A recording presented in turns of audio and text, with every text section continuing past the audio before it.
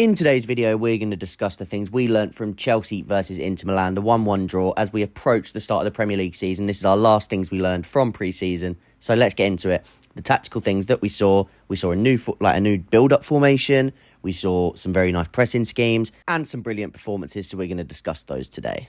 This was the team that we saw from the start. We saw Cucurella for the first time under Enzo Maresca. He started at left-back, came into that sort of left centre-back role. We had Colwill, Fofana, Sanchez was in goal. Then we had Gusto at right-back, and we sort of formed this diamond. So Gusto pushed up sort of into a right centre mid-role, Lavia at the base, Enzo dropping into that left centre mid-role, Keane and Dewsbury-Hall then drifting into that number 10, trying to play off Mark Guiu as the striker, with Madueke and Mudryk holding the width. Here's an example of how that looked with that base three with Cucurella, Colwill and Fofana. Then you had Lavia at the base playing just ahead of their forward pressing line. Then you had Enzo and Gusto as that right and left centre mid, as we said, with Dewsbury-Hall playing in close proximity, if you look, to Mark Guiu, forming that diamond.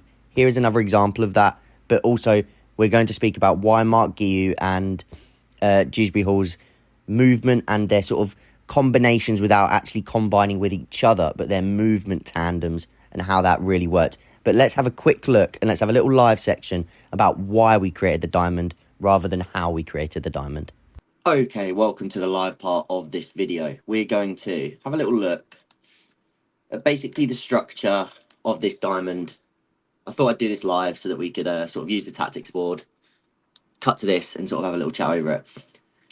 So, as I've sort of been trying to say, Inter set up in this sort of 5-3-2, right off the ball. This is why Chelsea went for this diamond approach, sort of surrounding this midfield. And again, another thing to watch quite closely is these two and how they sort of worked in tandem, which we'll speak about a bit later in the video as well. But in terms of why they deployed the diamond, it was very much to do with how you can get around this midfield and also create that extra overload. Because obviously the point of these sort of build-up shapes and when you're trying to build up is to find the spare man. So let's just say Cucurella has the ball here.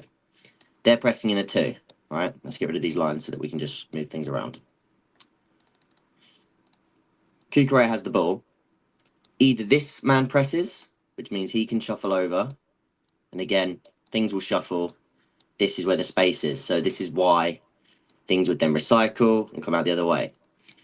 But what you're sort of waiting for, and why you're recycling play, and why these players on the outside of a diamond, we'll come to these two in a minute, is that if that ball then gets pressed by one of the midfielders, which happened on quite a few occasions, they press up and they try to essentially stop that ball recycling. All of a sudden, this is where the spare man is, okay, on the outside. So you got Enzo, or if it was vice versa, you had Gusto over here.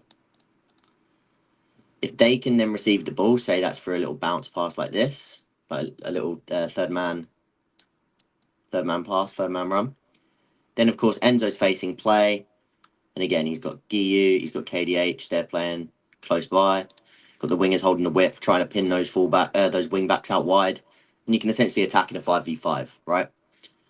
Now, the other thing, if this usually happened, this would then lead to, say, it was quite often Bissek would have to jump up to stop Enzo, which again, this is creating a big drift in that back four.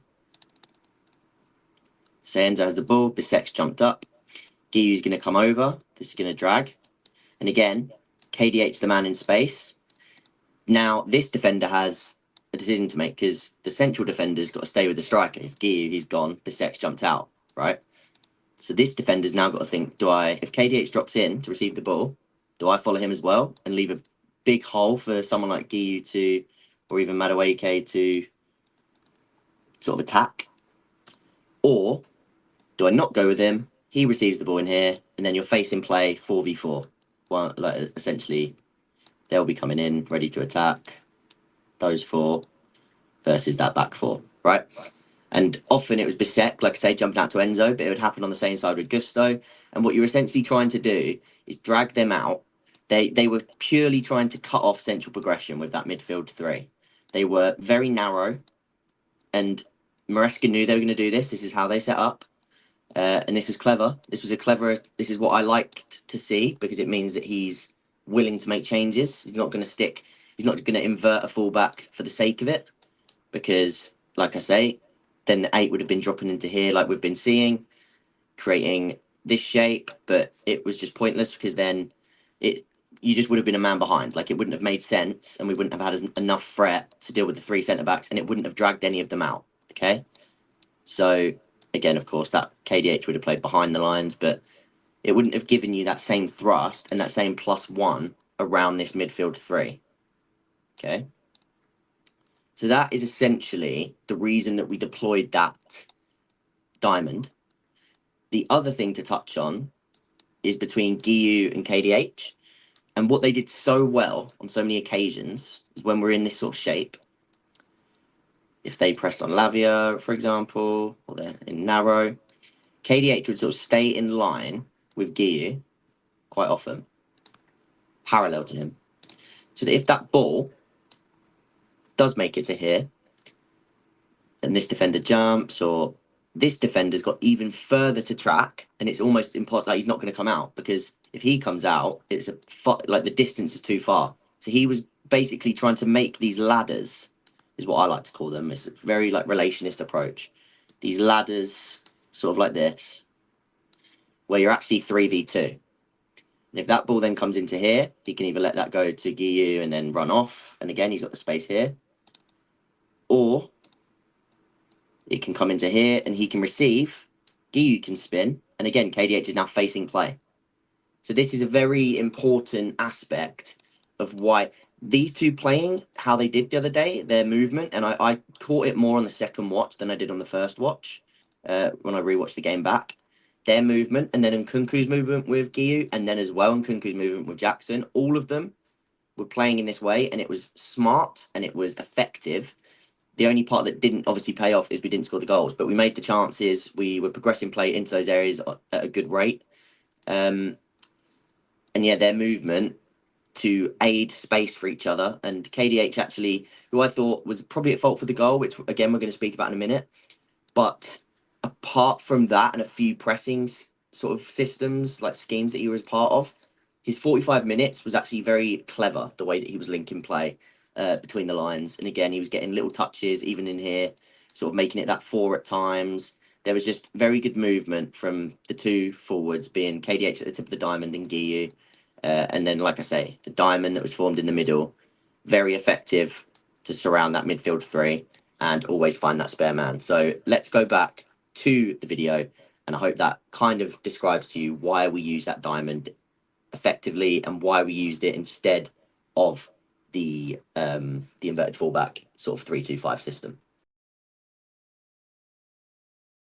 Back to the video and looking how we configured that diamond in that second half. Hopefully that bit of the live section was informative and helpful for you. Let me know if you want to see more of that in future videos going forward. Let me know in the comments down below.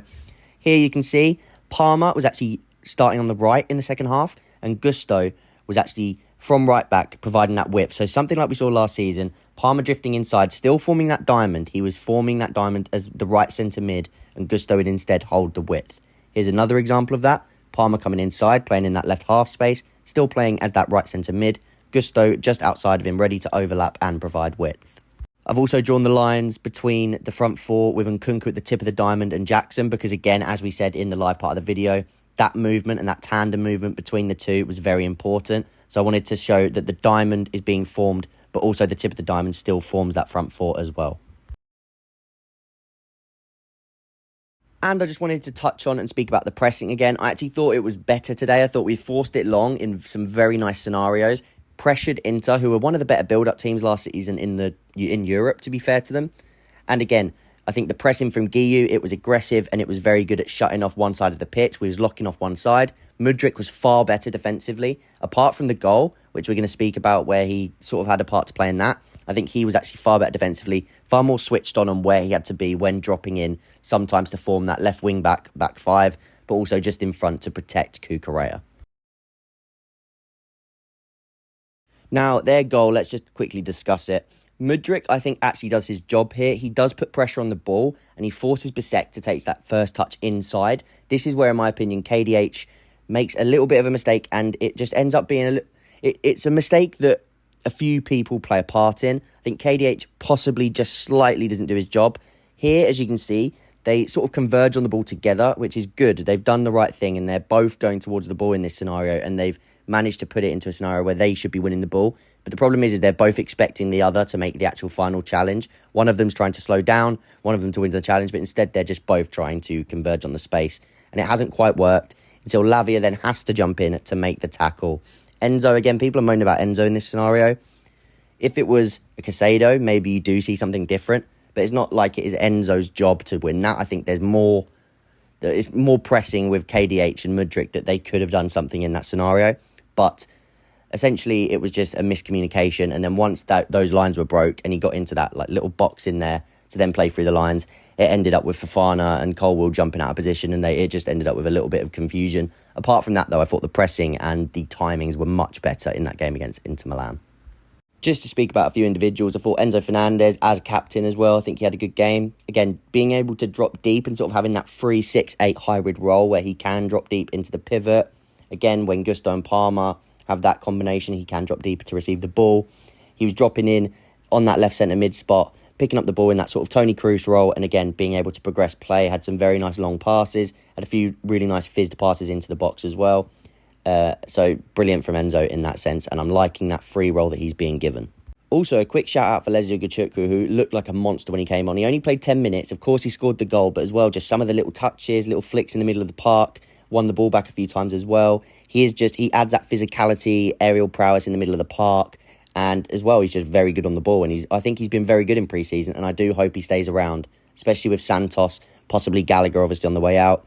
We need to see what happens with that situation, how that develops. But I would keep Leku Gachukwu around as backup for multiple midfield positions this season.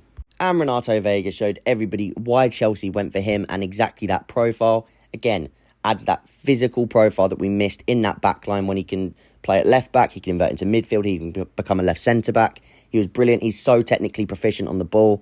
And again, that challenge in the corner, and then he jeered up the Chelsea fans. Love that energy from him. Absolutely brilliant. And he was class in that second half as well. So we're going to record the outro over the top of this Pedro Neto image, Chelsea's new signing. Very excited about him. Go check out a video that I did the other day. I think it was actually under the live stream segment, talking about how Pedro Neto fits into the system and what he will bring. Hope you guys have enjoyed. Like I said, if you liked that live segment in this video, please do let me know, and I'll try and do more of those going forward to describe certain tactical aspects of things that we see in games. Please do drop a like. It really does help out the channel. Subscribe if you haven't already, and I'll see you guys in the next video.